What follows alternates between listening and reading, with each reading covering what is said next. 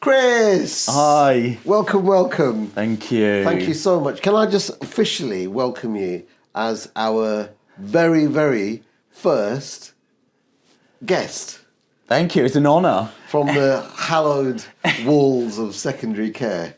Are your consultant colleagues and friends and staff going to talk to you after I really hope so. visit to primary I really care? hope so. Maybe they'll be coming next week following me. You're always welcome. Now, one of the things we want to talk about is we're doing a work experience program for people who are maybe at school or thinking about working in the NHS. People have got so many options these days. Yes. Why should they work in the NHS? I think in part because there is so many options. So I think we were talking earlier and you talked about how the perception is doctors, nurses, but actually there's thousands of different roles and lots of opportunities. And I think even if you go in, so I'm a clinical nurse specialist, a nurse by background, there would be opportunities for me to move out of nursing, still within the NHS, but on a slightly different role, patient-facing or non-patient-facing. And actually the clinical roles are gateway careers, aren't Absolutely. they? So nursing is a gateway, could take you anywhere. Anywhere. In the world, potentially. In the world, out of healthcare. I think you acquire skills over the years that are really transferable in different sectors. So not necessarily within healthcare. Could you work in... Oh, let's play a game. Yeah. Working in nursing, can you end up working for a corporate organisation, a big company in the city? Absolutely. Should we play this game? Yeah. Yes or no? So yes. You thought, yeah. yes, you and can. actually, I did. So about 8 years ago, I left the NHS. I was contacted by a Swedish management consultancy via LinkedIn. Okay. Just looked at my profile. Flew me over to Stockholm. And left the NHS. It happened to be within a healthcare model that they were trying to implement in the UK. But yeah, I mean, although that was still in healthcare, I think there are so many skills. I think I would be really good behind a till in Waitrose. Yeah. My customer service skills, one would hope, would be really good. You need them breaking bad news when the final bill arrives. Absolutely, especially in Waitrose. Yeah. So, all right, let's carry on with the game then. Yeah. Working in nursing, can you end up working in technology? Yes. Oh, that's a thumbs up. Thumbs up, sorry. I'm forgetting about my body. Absolutely. I think healthcare is more and more innovative, using technology, using AI. So I can see naturally how you could, develop in digital healthcare, but also then move wholly into technology. I think we both have had experience working with Google and places like that. Can nursing lead you to a career in research? Yes. Yeah, I remembered this time. Yeah, absolutely. Healthcare is all about evidence-based, and we need research to get that evidence base. So, of course, you could move into research, fellowships, PhDs, and so on. Certainly within nursing, it's becoming more and more prevalent. Can nursing lead to teaching at university or at... Thumbs up. Again. Thumbs up. I was teaching on the Imperial Endocrinology MSc on Tuesday. So absolutely. And I would say certainly within my role, 80% of my role is about teaching. Yeah. So teaching children, young people, families about diabetes management, teaching school staff and so on. And of course, to be a nurse, you need to go to university. Yeah. If you didn't have lecturers and teachers, you would be sat down doing very little for 3 years. So absolutely teaching. Last one then. I don't really like seeing patients. And what about management? Can nursing end up giving you a career in management? Yes, and I think managers that have come from a clinical background, this is controversial, make better managers. You know, having a really a true understanding of patient care, healthcare is really important. Yeah. You know, coming from an external organisation to be a manager within the NHS, thumbs down from me. No, I'd be inclined to agree with you. Yeah. I think it gives you nuances and assumptions that you won't necessarily understand. Absolutely. If you've got a purely sort of managerial background. Having said that, I think there is a space for professional managers. Of course. Because the NHS does have huge budgets and huge responsibilities. Yes. So we want to be able to do that properly. Absolutely.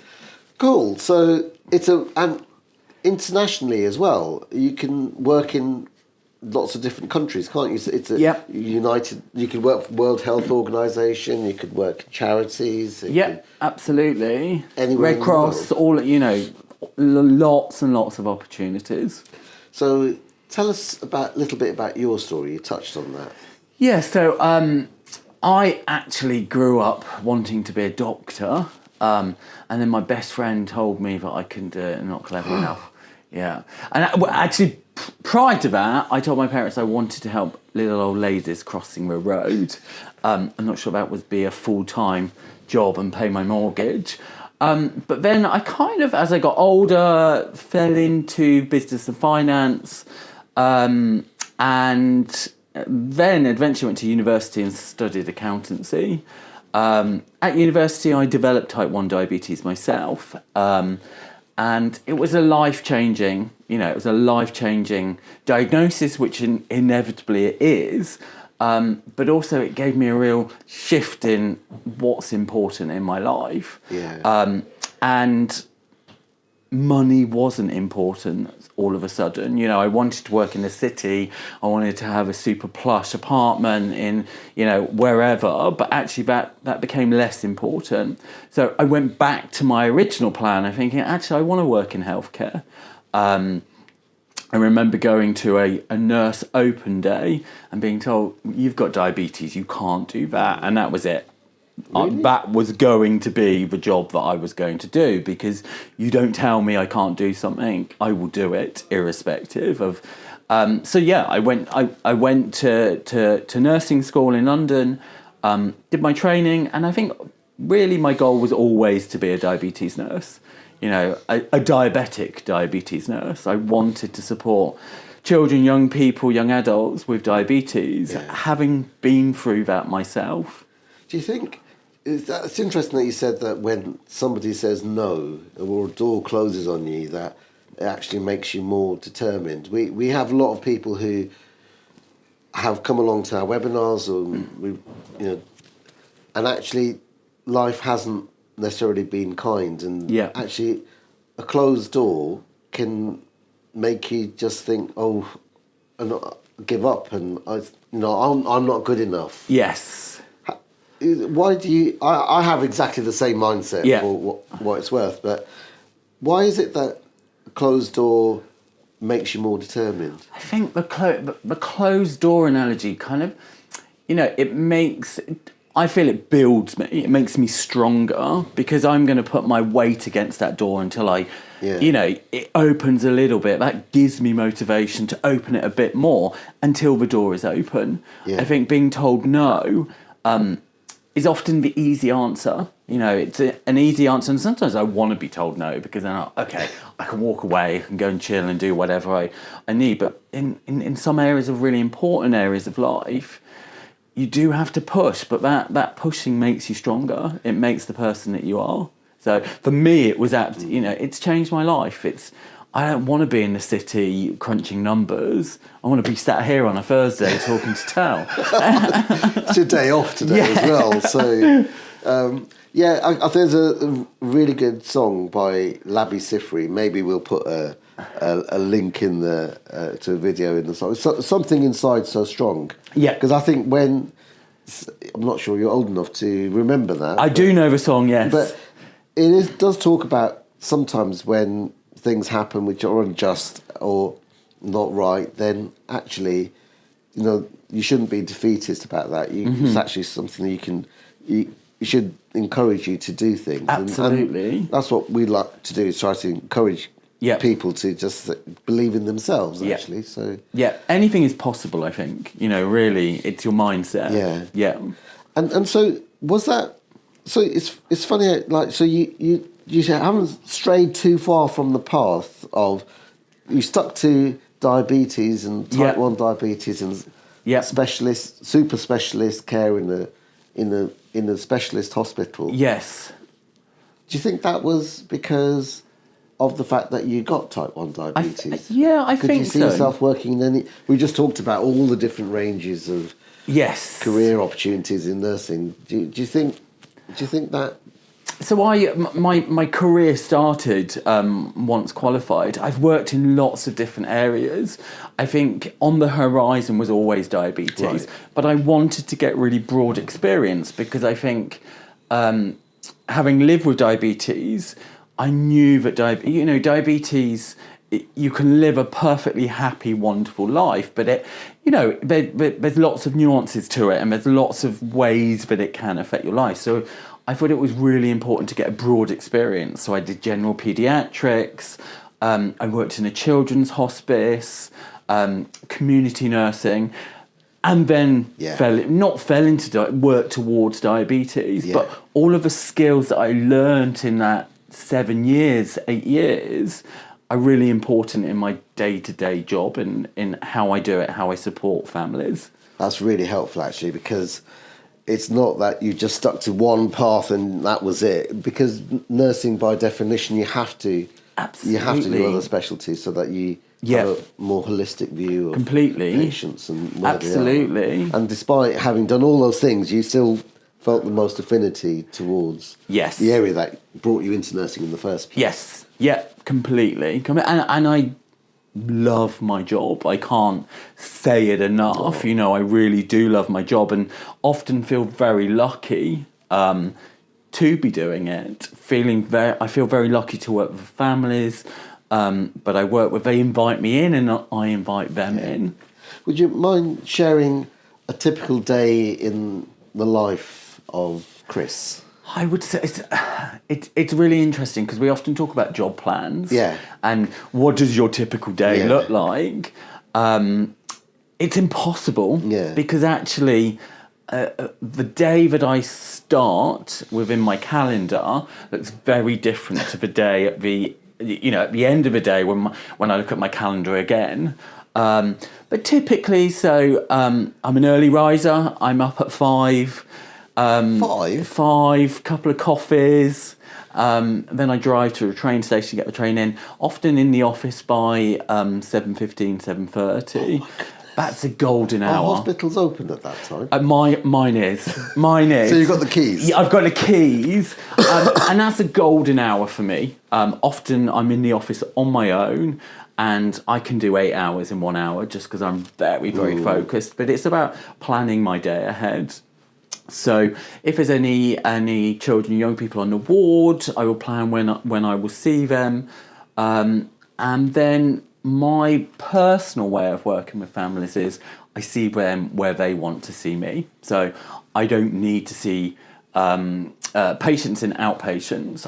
If they want to see me in Starbucks in Paddington Station, I will see them absolutely. Oh my God, how cool is that? And often what I'll do is say, okay, we're going to meet at 4:00 on Tuesday, but let's decide on the day where we're going to meet. Okay. So, and I will do, Teams, virtual consultations, whatever the family wants, what works best for them, not what works best for me. So I will do that. With diabetes, so much technology out there at the moment. So insulin pumps, continuous glucose monitors, and all of those are downloadable. So children, young people, plug it into their computer, shares the data with my clinic platform, and I can review exactly what's going on. Oh my goodness. So I spend a lot of the day looking at a computer screen, looking at trends, patterns, and whether we need to titrate any medications. Our families are great. I just send them a text, say, increase this, reduce this, whatever. Sometimes we'll have clinics with our broader multidisciplinary teams, the dietitian, consultants, psychologists, and so on. We tend not to do that so often because, let's go to Starbucks and see patients. At least if they don't attend, I've got a nice coffee in front of me to carry on my work. That is so refreshing. Perhaps, Sarah, we should have GP appointments as well. Copy Chris's leads. If it's good enough for secondary care, it's got to be good enough for us. What sort of age group are no, so I within my service is 0 to 19. Right. Sometimes we will go on a little bit longer, just to support that young person while they get to know their new team. That process of going from children's services to adult services is called healthcare transition. Yeah. We start talking at 13, 14, 16, they start meeting the adult team, 19, we normally kind of do the handover of the young person. And so you maintain relationships with the same people over a long period of time. And unless we get really fed up with each other, and then I'm fortunate, so I have 2 other nurses that I work alongside. So we have a key worker system. So I'm an allocated key worker for a proportion of the caseload. Yeah. And when I meet families, I reassure them. Hopefully it's reassuring that, we're not going to go anywhere quickly. And certainly we'll be in the family's lives until they're 19. But I always say, you've now joined my family, and hopefully you'll invite me to join your family. Oh my God, that's amazing, because that sounds like you could be a GP. Absolutely. Well, we might have a young person. Hospitals often have a more transactional relationship, don't they? Because people think of A&E and yes, and actually this is very, very different, isn't it? Absolutely. You're part of each other's lives. Absolutely. On Tuesday, we had a young lady who was diagnosed about 4 years ago, did a home visit, was there 2.5 hours with the family, and with the sibling, and, you are part of that family because you're there to support them, and not just in diabetes. It's holistic care. It's thinking about how mum and dad are coping with the new how their approach could be impacting their relationship, or so on. So you really are a part of that family. And if you think about a 2-year-old being diagnosed, I could be speaking to that family weekly for 17 years. It's huge. It's huge. But then that also makes it huge at a 19th birthday, saying goodbye. And I personally find that really challenging. Yeah, because and they must find it hard to say goodbye to you as well. I'm going to struggle to say goodbye after just the last 20 minutes. But so do you think there's been over the years, do you think there's been a change in the attitudes of young people towards diabetes, or is it kind of the same? I think there's a change in attitudes, not specifically in people with diabetes, but generally the population.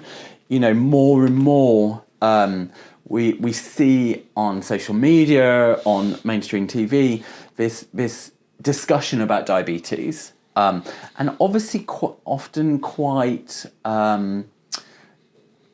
negatively almost, that diabetes is on the increase, people are not moving, blah blah blah blah, and yes, there may be some influence in that, but also we know diabetes is split into at least 2. So type 1, type 2, probably there's some type 3 possibly. We've got some other genetic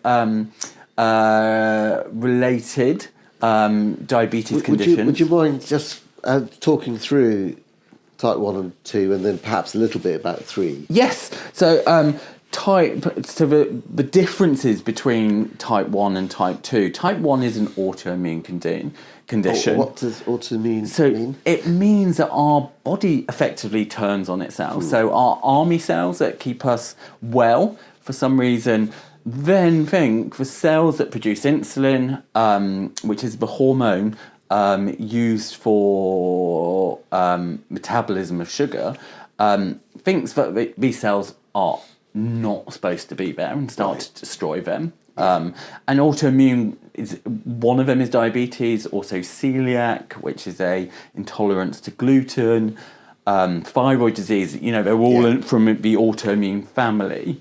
So type 1 is a destruction of these cells by our own bodies, and then a reliance on insulin being introduced externally via injections or insulin pumps.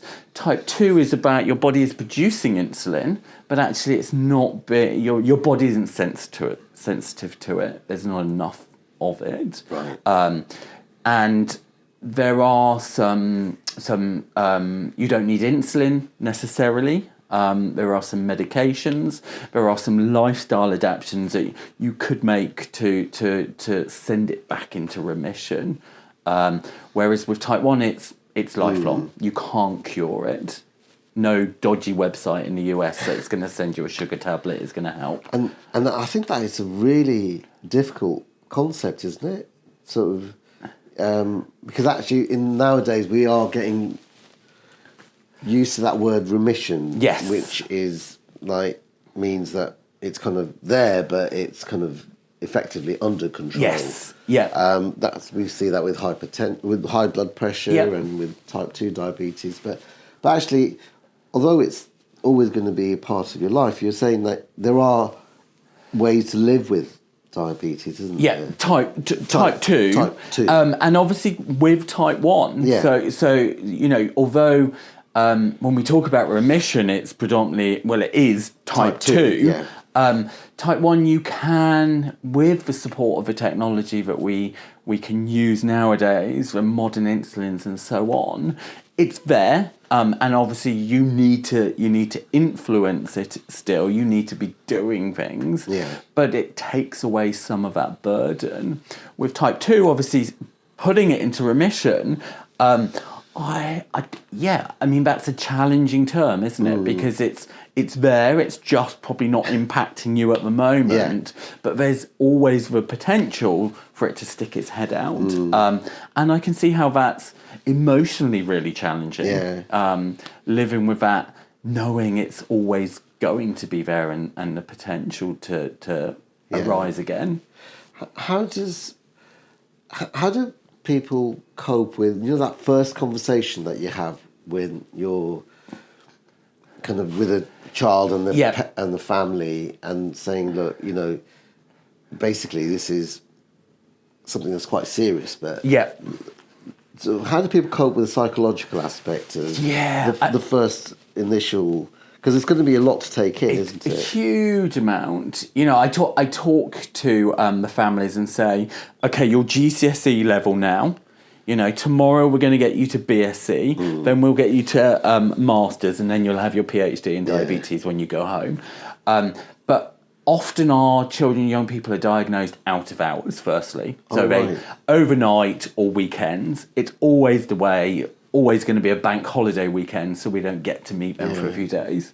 Often they've Googled. So they've Dr. Googled, have read, naturally you go to the horror stories. You don't look at the good stories, the Chris story. Diabetes gave me a career that I love. They go to the horror stories and often not legitimate stories. So the first thing is really to say, clear that out of your head.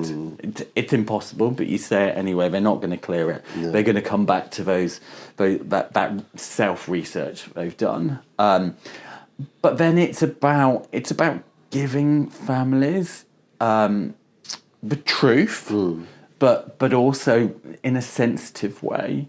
You know, I always have to say, because they have Googled it and they've probably looked at type 2 diabetes as well and putting it into remission, this is lifelong now. Unfortunately, it's not going to go away. But, and often I might self-disclose and say, I've got type 1 diabetes. I'm always astounded that people say, no, you don't. You look so healthy. With the expectation that I'm going to be some sort of bedraggled, I don't know, bent over person. And I think that is reassuring for them. But to see somebody who's smiling, it's very rare to catch me not smiling unless I'm on my own. So, you know, often I'm a really positive, I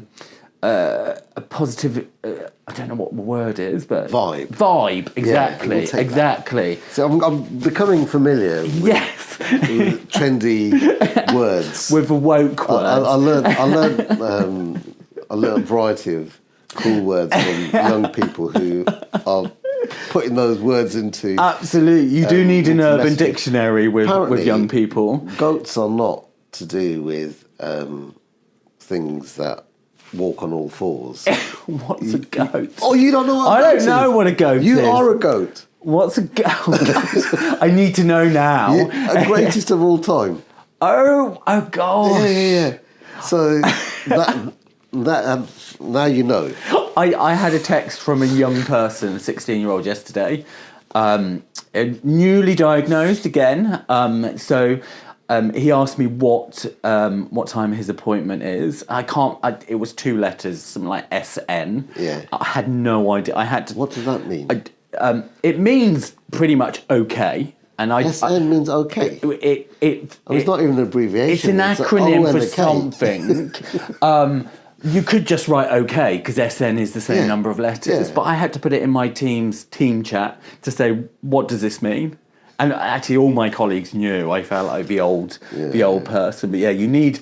We're like the 2 men in the Muppets. You know, the old men at the back. Yeah. On the balcony, kind of. That's a good point, actually, about sort of teenage years. Is that like a particularly difficult time? Do you think for youngsters? I think teenage years are definitely. I mean, for any teenager, whether they have a medical condition or not, it's challenging. You know, the body is changing, the brain is changing. We know that there's more risk-taking behaviour because of the brain development. And diabetes is the perfect tool to press your parents' buttons. Yeah. You know, and I always say to families, if they don't do it, if they don't press the diabetes buttons to provoke you, I'm more concerned, because then I think, what else is going on? Because you've got a tool at your hands to really irritate your parents. Yeah. So it is challenging. Sometimes you've got to say to parents, just ride it out. Yeah. Ride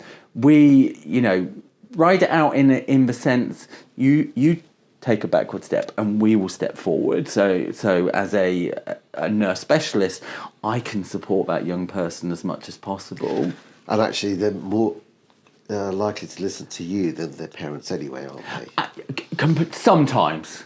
I mean, in an ideal world... I think my children are much more likely to listen to you than me. I've got no doubt about that. But I think, so for us, we introduce, things like alcohol, drugs, sex, smoking. We talk about those things at a really young age, 11 maybe. Irrespective of culture as well, because sometimes, decisions are taken out of our hands, and although we may say we're not going to drink, there are people out there who will put it in our drinks.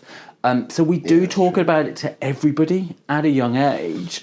So we have that kind of open relationship where young people know we know what could be happening. Well, also, I think there's young people they're using the internet a lot more, and they do get a bit like you were describing the diabetic information when they first diagnosed, getting access to stuff which isn't quite right. And I think it's that sadly there is plenty of evidence to say that they are accessing information they shouldn't be at such a young age, and actually it's probably a good idea to generally within a sensitive framework to raise these issues. Absolutely.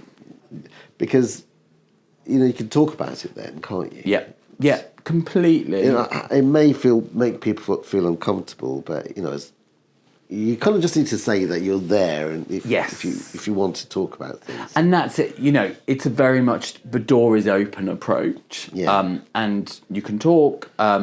It doesn't even have to be about diabetes, and that's when I go back to my career previously. That broad experience I have enables me to have conversations with children, young people, families, not just about diabetes. So actually, given your sort of training and experience and stuff, so you could look after children with type 1 diabetes and do the tax returns for the parents.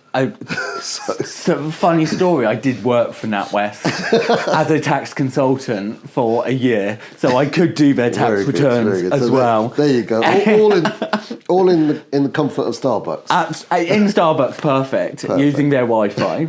So can I just, because there's so much innovation noise, isn't there, around diabetes in particular? Could you share some of your opinion of the cool things that are happening in type 1 diabetes? In type 1 diabetes, I think we've seen massive changes in the tech that we can use within diabetes in the last 10 years, and I think we see this real escalation in a focus of that tech and NHS willingness to adopt this. Insulin pump therapy was the starting point, but we got... So an insulin pump is... could you describe that? Effectively it's a mechanical pancreas. It delivers a continuous stream of insulin. So rather than have to inject... Right. Yeah. A few times a day. A few times a day with injections, and often, for somebody with type 1, it could be 6-8 injections a day. So a pump is worn continuously and is delivering kind of bursts of insulin, which is... pre-programmed. Right. So we know that somebody without diabetes, their body is constantly producing insulin. At different times of day, you need more insulin. And when you then eat, for somebody who doesn't have diabetes, their pancreas starts producing more insulin to work on that carbohydrates for sugars that we're eating. The pump is mimicking that, but pumps on their own require you to manage it. So how big are they normally? So it's the size of an old-fashioned pager.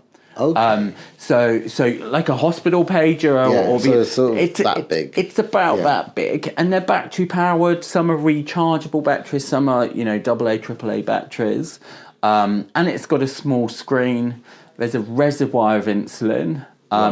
And traditionally it was a tubed pump. You then had a tube that was worn primarily on the abdomen, and that's changed every 3 days. Okay.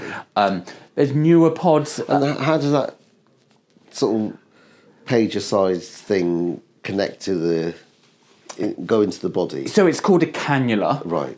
Medical lingo. So that's just a tube. It's a tube with an infusion set, which is a small plastic tube that sits under the skin. That's introduced by a needle with the needle removed. In the tummy or something? Normally in the tummy, you can do the arms, legs. Often you get then tangled up in that tubing, so most people choose kind of the abdomen area. We now have newer systems, so pod systems. Well, so just to get my head around it, so how does that pump know how much insulin to give? So because if you eat at different times, it doesn't monitor the sugar, does it? Glucose. Traditional pumps, standalone pumps, no. Right. It's just delivering that constant stream of insulin. Yeah. And then when we eat, we tell it how much additional insulin we need to cover that. Yeah. And that's, often with your healthcare professionals, you decide that and you program it. As you get older, somebody like me who's had diabetes a number of years, I can make those changes without speaking to my team. But the team, most people with diabetes will have a team that they should be able to go to and have those discussions about. Sorry, I interrupted you. And then, so we now have newer types. Yeah, so we have without the tubing, we have pod systems. Okay. So a pod is the pump is actually worn attached to the skin, and then you have a device that controls it. So again, that's delivering continuous streams of insulin. And is that a mobile phone or just a separate device? It's a separate device. Okay. It's a cheap mobile phone that they've brought and taken mobile phone capabilities off and put their software on. Oh, okay. So it connects via Bluetooth. And I'm wearing a similar device today. Okay. My device is one step further. So I have a pod. It's currently on my leg, so I won't show you. Oh. But I do have. Do you have the controller? Oh, right. How does that work? So this is my controller. Like I said, it's a mobile phone. Okay. But I also wear a continuous. I wonder. Sorry, it'd be nice if we could get. Can we do a thing with this? Can we do it after? Oh, right, let's do it after. Then what we could do is a separate video. Yeah. Like just to show Yes. Yeah. I've got my pod, and then I've got a continuous glucose sensor somewhere on my body. I don't know where it is, and that's how discreet it is. And that continuously reads my blood sugar levels.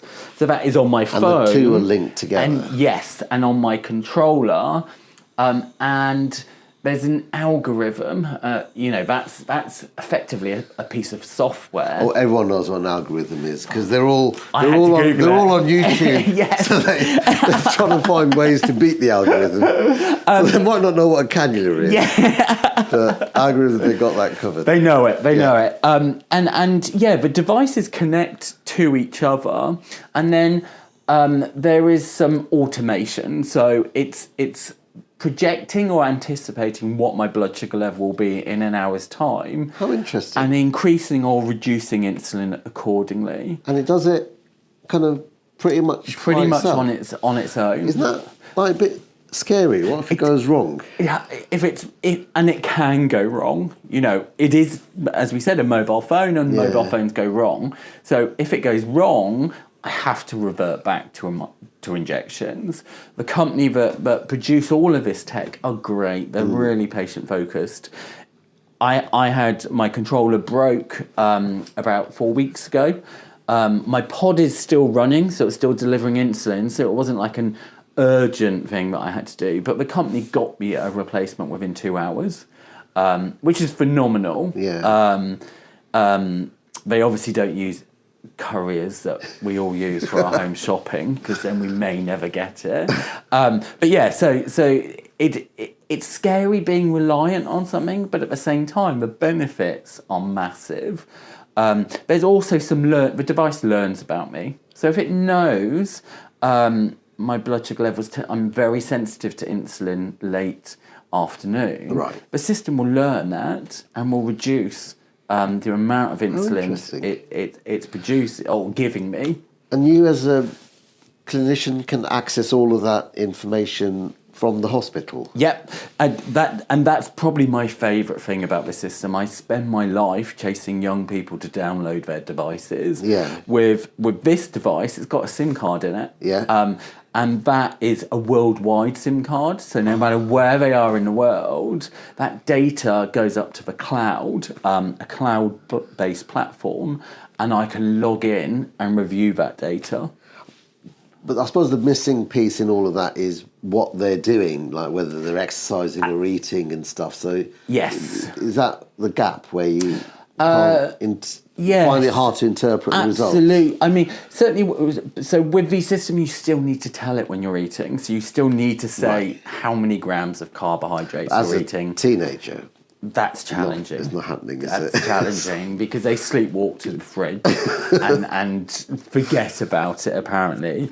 The system really helps with that. You know, you're not going to have perfect blood sugar levels, but it will help mop up some of that discrepancy. That is so interesting, isn't it? Like, if you think back to like injections, which is completely the norm, like as you say, there's multiple injections in a day, and then trying to match that and then write down the readings. The blood sugar level diaries. Yeah. Yes. And then try to interpret that and then see, it's kind of quite painful, literally painful. Absolutely. To semi-automation with the old first versions of pumps to what this, we have which now. is, like you said, you've got measuring your sugar, you don't know quite where it is. Absolutely. And it's remarkable. And I think that, you know, that's in a relatively short period of time. Yeah. You know, how far we've come in quite a short period of time.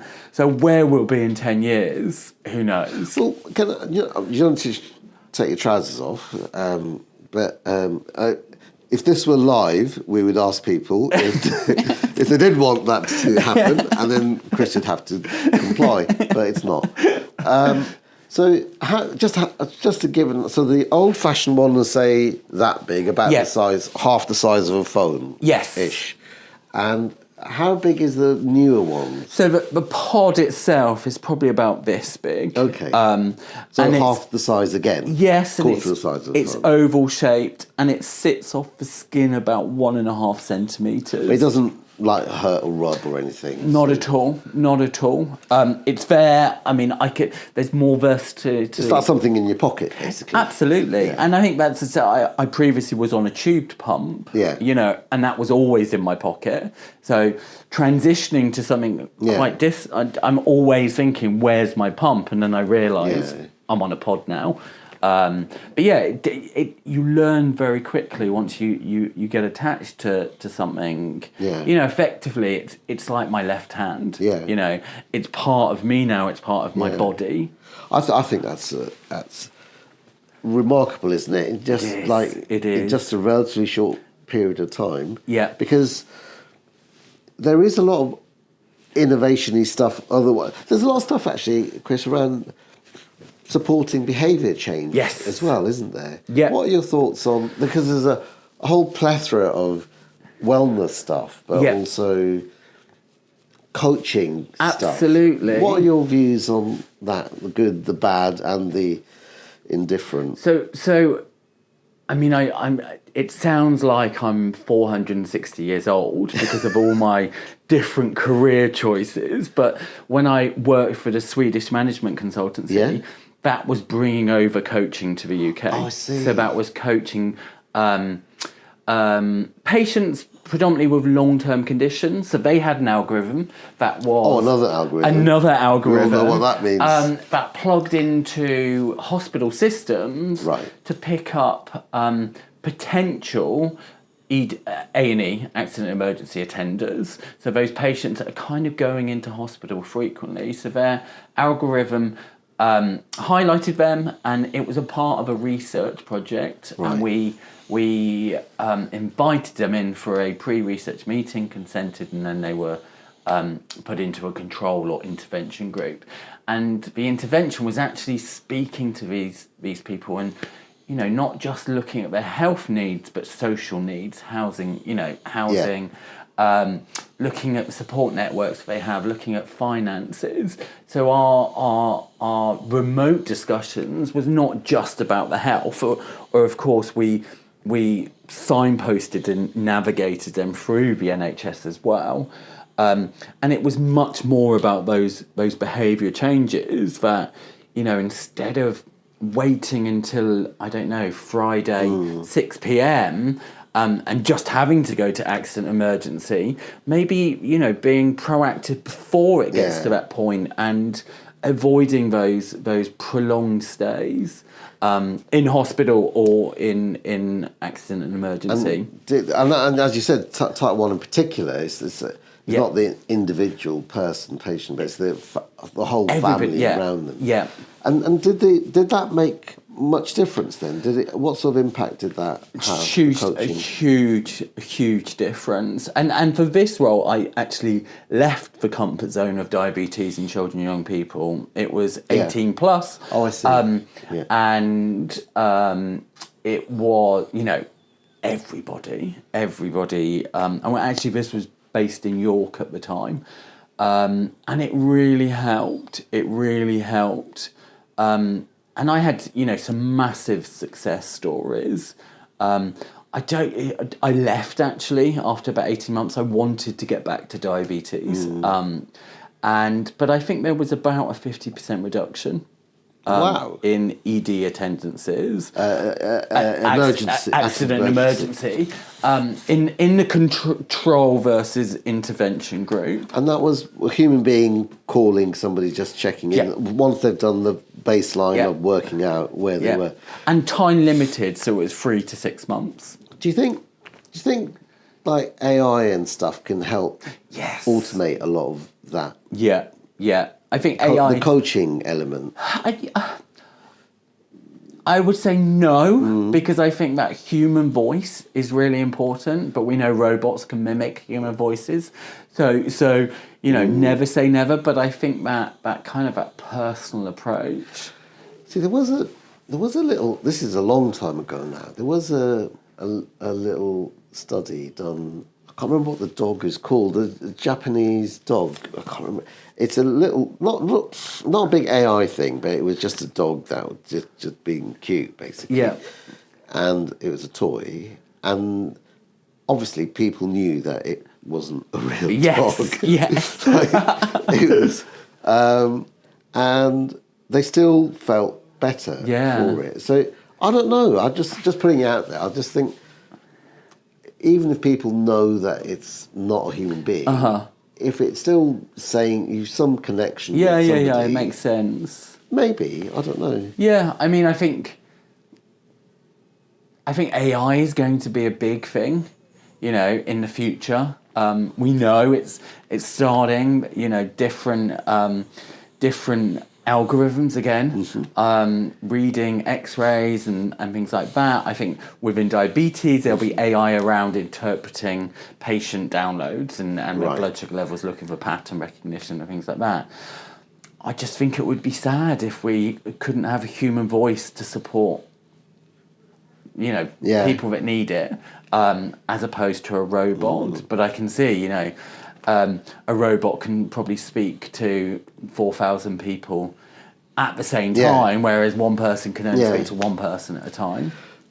What do you think the impact of AI will be on diabetic care, type 1 diabetic care, in the next 5 years? I think it will empower patients. I think it will reduce the need for people like me. To a certain extent, but of course, when I think, as I talked about my day earlier, I spend a lot of time looking at patient downloads, looking at their data. If you've got a system that is going to do that, and there are some systems that will do that not particularly well, but some elements of diabetes care highlighting patterns. There will be less need for people like me if there's a program, an algorithm that is saying increase this, reduce that. But I think still there needs to be that human touch. A robot going up to meet a newly diagnosed family on the ward is, I'm yet to meet a robot that has empathy. Yeah, well, maybe we could have a empathy robot you can buy off the shelf at the till at Waitrose. Yes. Maybe next go. But actually, if you think it through a little bit, that has played out when you look at insulin, hasn't it? Yes. Really. So you used to have to manually get out the packet and get the right insulin, the dose, and then you looked at partial sort of automation. Yeah. And now it is much more. What you're describing is much more comprehensive automation, isn't it? Absolutely. I suppose the other big element is the behavioural piece and the and the diet bit. The diet and the fitness and wellness is a huge industry, isn't it? Of course. So I don't know. I don't think for what it's worth, Chris. I don't think any robot will be able to replace you. But as Siren knows, I can be replaced with a pocket calculator.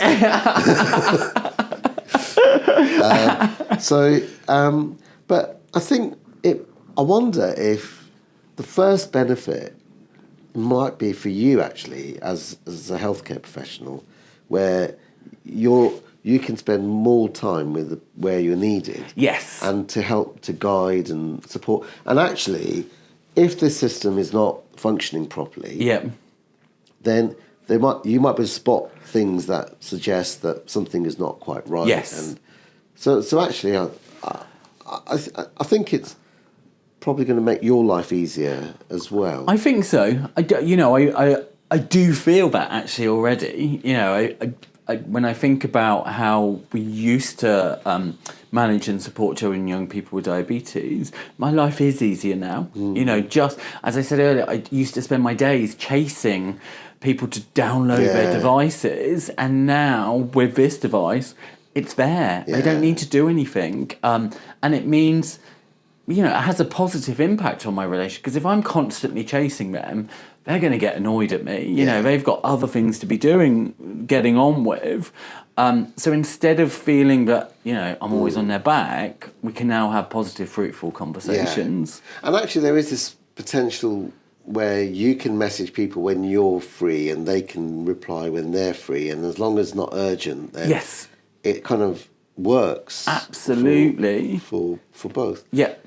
Can I move the conversation along to type 2 diabetes? Yes. So, are there any new changes or any innovations happening in type 2 diabetes? I think we're continuously seeing new medications become online. There's been huge issues in supplying some of these new medications in the last 12 months, and that's namely because these medications are sought after by not just people with type 2. So what medications are we talking about? We're talking about the medications, Ozempic, Wegovy, those kind of medications. So predominantly designed for people with type 2, but actually support weight loss. So because of, these have exploded, not literally, but in terms of demand, and you can get these from non-NHS organisations, predominantly for weight loss. And because of that, it's really impacted for the availability in the NHS. So the companies, the pharma companies, have actually built new factories, and we're hoping that supply will be improving. And there's new there's not new categories. There's new pharma companies developing them as well. So that's massive. I think when we think about type 2. The drugs are part of the treatment, and there's other treatments as well. So I think it's a combination and never one thing in isolation. So we think about lifestyle, moving a bit more. Even if it's 5 minutes a day, it's going to have a positive impact. There is tech coming as well. So in the US. There is continuous glucose monitors specifically for people with type 2 diabetes, which hopefully will come over to the UK in the future. So people are more aware of what their blood sugar levels are doing, because I think that's quite motivational. If you see that 10-minute walk is actually bringing my blood sugar levels down, you're going to do it tomorrow. So I think these kind of devices are going to be really, really helpful. In the type 2 population as well. Because I think that's just picking up on that last point first. So I think the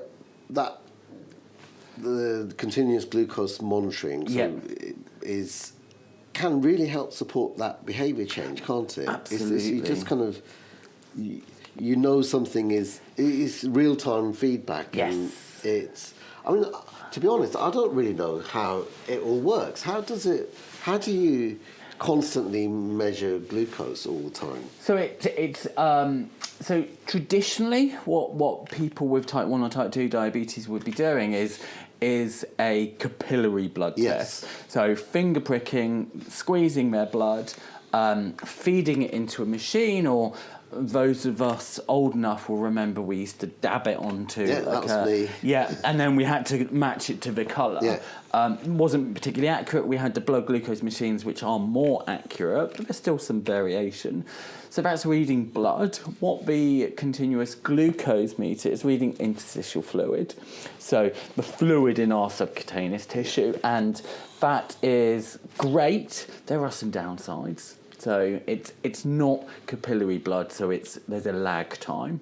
So whatever your sensor's reading is what it was 10 to 15 minutes ago. Right. So you've got to be mindful of that when you're interpreting the Right. result.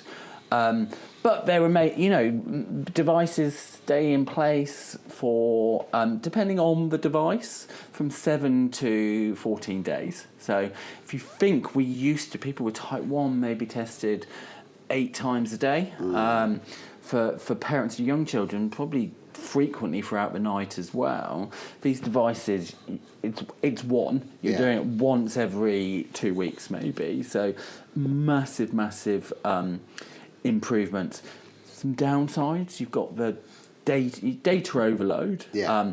The systems like to tell you that they're there, so they'll alert you, they'll alarm. There's something called alarm fatigue, where you hear the alarm so often you switch off to it. So there are some downsides, but overall they're massively helpful in supporting people manage their diabetes. I think we've seen that happen, and actually it definitely helps. Just purely by themselves. Absolutely. Having that there Yeah. results in people having better control. And better night's sleep. Better night's sleep Yeah, too. that's often what we hear. And what are your views on people who are using these monitors when they haven't got diabetes? Yes. Have you any views on that? Really mixed. Okay. Because I think that, I understand why the non-diabetic population in the UK or the world are going for them, because they're bright and they're shiny and they've got really good marketeers behind them. And they want to change their behaviour too. Absolutely. I think for me, they're expensive devices. So for me, the companies that manufacture them and make they saw an untapped market and they said, how can we make more money? And I'm not from industry. If I was, I'd probably be praising them. But yeah, I think when we think about, like we just talked about with the type 2 medications, when you broaden the scope of what these go to, then often it leads to shortages. It leads to, and that's not fair. We haven't had shortages in these devices yet, not in the last few years. But I think, as you say, if it's promoting positive behavioural change because it's giving you insight into your metabolism and, what exercise will do, then of course they're positive.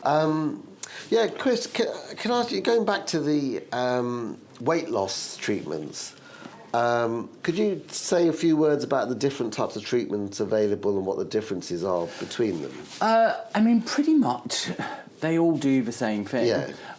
In terms of how they work, but there's different ways of taking them. So oral medication, injections, and then the frequency of injections. So some would be daily, some would be like a once weekly depot effect. Right. Depot means... So it's slowly being released for so you don't have to have it daily really, and it lasts a week. So, everybody has heard about the Wegovy or Ozempic diet, and that's what they're referring to. Initially were made for type 2 diabetes, but because of the weight loss impact, obviously a huge demand for them. So there's, I'm not suggesting and signposted, but there's loads of organisations out there that are selling it, possibly, without the appropriate support, because I think taking an injection for weight loss and not considering some of the other things that we've talked, like behaviour changes and things like that, is not going to be helpful. So yes, there's been a massive shortage of them, and people are actually having to stop this treatment and go on to different treatments. Hopefully, we're coming to the end of that now. Right. What are the, just we'll stick to diabetic patients first. So what are the eligibility, when is the NHS likely to give you this treatment? This is a common question we get asked in the practice. So there's kind of like, broadly speaking, because everyone has slightly different variations. I mean, we have something called NICE, National Institute of Clinical Excellence, that has a type 2 care pathway almost, and there's a process to follow in terms of a starting point for medications. And if things are not working for whatever reason, so glycemic control not improving, side effects to those medications, and you really have to work through those because that's evidence-based. They've done the hard work, so people in primary care, secondary care can follow that. Yeah. And it's, it's really hard to move away from that, because actually everybody wants a quick fix, and doesn't make it the right quick fix for people. So actually following the evidence base is really important. Do you, presumably you don't see people, because you look after type 1s, don't you? So what do your colleagues, what's their experience of? So I do look after some type 2, and we're seeing rising numbers of type 2 in children and young people. Okay. In terms of my adult colleagues, my colleagues who look after and work predominantly for adult patients, I think they've been really frustrated in the last year, because obviously, they're following NICE guidance, they're following that process, but actually part of a jigsaw has been missing, which is frustrating, because we only want what's best for our patients, and not having that piece of a jigsaw has been really hard, and we're not always then meeting patients' expectations. Yeah. Sometimes them expectations, we need to pull them back, because we do have to follow the guidelines. Yeah. And that's challenging as well. If you go to your doctor or your specialist nurse with an agenda and they're not reaching it, you're going to leave unhappy. Yeah. And there's really not much you can do anyways. It's not within... No. If there's a complete shortage, or there's non-existent supplies, you really can't do anything about that. What are your views on clinics or people who are mopping up these supplies that are there, who are not diabetic, or may not even actually be particularly obese? Yeah, I think it's really. I think it's a really tricky discussion. I think that these organisations are just making money. That's what they're doing. But I think for the person who is approaching that, that is a disordered eating attached to it. Is there body dysmorphia? Who is actually looking out for that?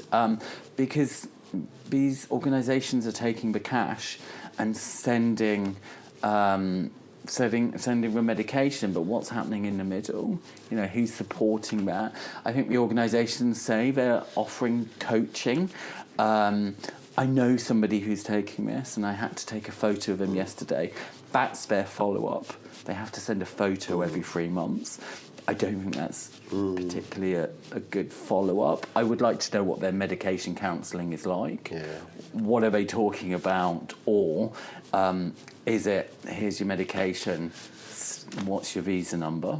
And I think that has to be something that people ought to look out for when, if people are searching on the internet and they're finding a clinic portraying something as a magic cure, quick fix, and they're kind of just because they have access to some supply of treatment, that may not be the right place for you to go, and actually you want to go to a place which is kind of more stringent and more careful about who they choose. Yeah, you've got to be really careful. You know, just there's dubious people out there. You know, are you actually getting the medication that you're expecting to? Is it a placebo? You know, who knows? Yeah. But we know with these medications in isolation, it's not going to give you what you want. You know, you've got to, you know, if you're taking it to lose weight, moving is alongside this is really important. But you've got to be wise. You know, you should be counselled on side effects of a medication. You know, there should be some discussions. There should be follow-up. It shouldn't just be provide your visa number every 3 months and every month we'll send you a prescription. And there should be some plan as to when it ends as well. Absolutely. You know, so it's not like forever. Yeah, and I think that's, you know, this has exploded in the last 18 months. It will be really interesting to see what happens because, as you say, it should be time limited. You know, you shouldn't be on these medications for the rest of your life. And what happens when you stop them? You know, Sharon Osbourne apparently did it and now she can't put on weight, but that's an anomaly. A lot of people are reporting they stop it and the weight. So and that's why we say you've got to do this with something else, not in isolation. Yeah. And with that is at least as equally as important as and that is actually, this is relatively new, but if you look at, you know, the old-fashioned weight loss treatments, you used to have lost weight before you start. It needs to be part of a program where, you know, you're supported, and it would be limited for 3-month period. So the rules of kind of having medication to support this only work, you know, with a combination of things, and we got that tried and tested model already, haven't we? Absolutely. You know, and I think when we think about those weight loss programs, for, you know, there was it's supporting numbers. You know, there was a social element to that, peer support, and if you're just taking this injection at home, you're not getting that. You're not getting that. Or online, you just have it. Yeah, no, you just have an online consultation and it's done. And I'm not, you know, I'm not saying there's not a place for this in the future, but I think there needs to be better regulation. There needs to be ensure that, you know, we all want a quick fix. You know, with today's technology, we want to get from A to B without going via all the other routes. But actually, you know, there are dangers associated with that as well. Yeah. No, thank you for sharing that. And so I think, to summarise, both of us would say that if it's, just tread with caution. If it seems too markety, too slick, then and too easy, then there's probably something not quite right. Absolutely. The clinic should be asking you an awful lot of questions. Yes. Your past medical history, you know, and any allergies and so on. Yeah. You know, if they didn't ask that, that's a red flag. Thank you so much, Chris. It's been an absolute pleasure. Honestly, we've been chatting away for ages. Yeah. And it's all... I'll be back next week. I think I've run out of things to say. But it's so nice. I think we should have more conversations between primary and secondary care. Absolutely. And in the olden days, they used to have postgraduate medical education centre. Yes. The GP used to come in, Postgrad centre, yeah. get sandwiches, Yeah. and meet the consultants Yes. and the staff, and that doesn't really happen No, anymore. no. And it's a shame, because actually these sorts of relationships are the ones that Yes. we need to make sure that we cultivate. Definitely. Because patients get stuck, don't they, between joined up primary care and absolutely. secondary care. Yeah. So we'll definitely Yes. welcome you back with Thank open arms. you. And we need to give you a certificate, which Amy will print off shortly, for being the very first outside person. Not that you're an outside person. You're now you're now an inside person. For a first person to come along to our webinars. Thank you for inviting me. It's all downhill for us from now on.